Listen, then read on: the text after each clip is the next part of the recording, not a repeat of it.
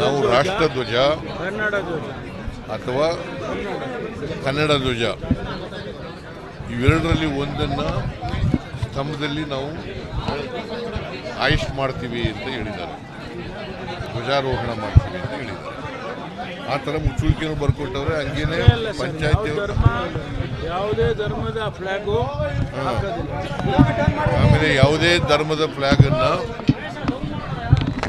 ಅಲ್ಲಿ ಆ ಕಂಬದಲ್ಲಿ ಹಾಕಲ್ಲ ಅಂತ ಹೇಳಿದ್ದಾರೆ. ಅವರೇ ವೈಲೇಟ್ ಮಾಡಿ ಭಗವಾನ್ ಧ್ವಜ ಹಾಕಿದ್ದಾರೆ. ಇದು ಅವರೇ ಬರ್ಕೊಟ್ಟಂಥ ಮುಚ್ಚಳಿಕೆಗೆ ವಿರುದ್ಧ ಅಲ್ವಾ? ಇದ್ರ ಪರವಾಗಿ ಕುಮಾರಸ್ವಾಮಿ ಮಾಜಿ ಮುಖ್ಯಮಂತ್ರಿ ಆಗಿದ್ದವರು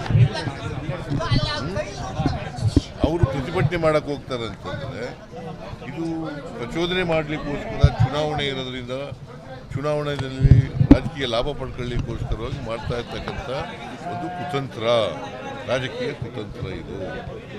ಇದರಲ್ಲಿ ಯಾವುದೇ ಸರ್ಕಾರದ ವೈಫಲ್ಯ ಇಲ್ಲ.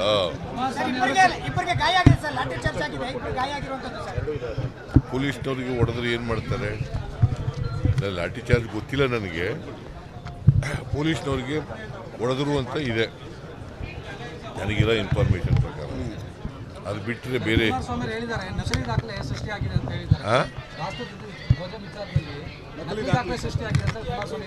ನಕಲಿ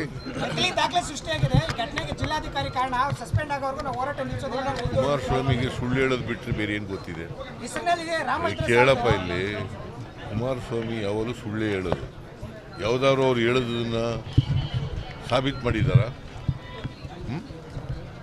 ಯಾವುದಾದ್ರು ಸಾಬೀತು ಮಾಡಿದ್ದಾರೆ ಅಂದರೆ ಇವತ್ತಿನವ್ರಿಗೆ ಸುಮ್ಮನೆ ಅಲಿಗೇಷನ್ ಮಾಡಬೇಕು, ಮಾಡ್ತಾರೆ. ಬರ್ಕೊಟ್ಟಿರೋದ್ರಪ್ಪ, ಇಲ್ಲಿದೆ, ಬರ್ಕೊಟ್ಟಿರೋದಿಲ್ಲಿದೆ, ತಗೊಳ್ಳಿ, ಬರ್ಕೊಂಡು.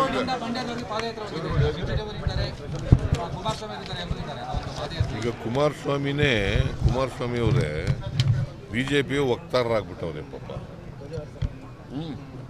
ಅಲಯನ್ಸ್ ಮಾಡ್ಕೊಂಡಿದ್ದೀವಿ ಅಂತೇಳಿ BJPನ ಹಾಡಿ ಹೋಗ್ಲಿತಕ್ಕಂಥದ್ದು. ಆ ಹೆಸರು ಮುಂದ್ಗಡೆ ಸೆಕ್ಯುಲರ್ ಅಂತ ಬೇರೆ ಇಟ್ಕೊಂಡವ್ರೆ. ಸೆಕ್ಯುಲರ್ ಅಂದ್ರೆ ಏನು? ಜಾತ್ಯತೀತ. BJP ಜೊತೆ ಸೇರ್ಕೊಂಡ್ರೆ ಏನಂತ ಮಾಡೋದು, ಏನಂತ ಕರಿಬೇಕು?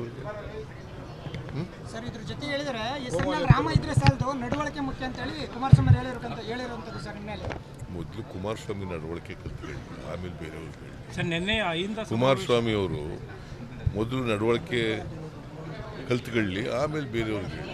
ಸರ್, ನಿನ್ನೆ ಅಹಿಂದ ಸಮಾವೇಶ ನಡೀತಲ್ಲ, ಅದೇನಾದರೂ ಶೋಷಿತರ ಸಮಾವೇಶ BJP ಅವ್ರಿಗೆ ಏನಾದರೂ ನಡ್ಕೌಟಿ ಈ ರೀತಿ ಪ್ರಚೋದನೆ ಕೊಡ್ತಾ ಇದ್ದಾರೆ? BJP ಅವರಿಗೆ ಪಾರ್ಲಿಮೆಂಟ್ನಲ್ಲಿ ಸೋಲ್ತೀವಿ ಅಂತ ಭಯ ಇದೆ. ಆ ಭಯದಿಂದ ಇವೆಲ್ಲ ಪ್ರಚೋದನೆಗಳು ಮಾಡಿ ಯಾವುದೇ ಇಶ್ಯೂ ಇರೋದಿಲ್ಲ ಅಂಥ ಕಡೆ ಇಶ್ಯೂ ಮಾಡಿ ಕೋಮುವಾದ ಮಾಡಲಿಕ್ಕೆ ಹೊರಟಿದ್ದಾರೆ.